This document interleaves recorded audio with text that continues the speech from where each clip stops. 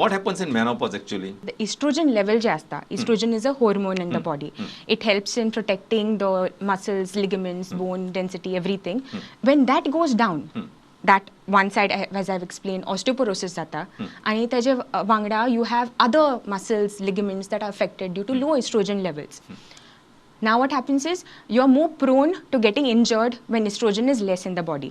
So a trivial fall, like बिश्टे पडटा तेन्ना मातशें घरा अशें कितें केलें जाल्यार पडलें आनी that is more, it will be a very small impact fall. पूण कितें जाता fracture.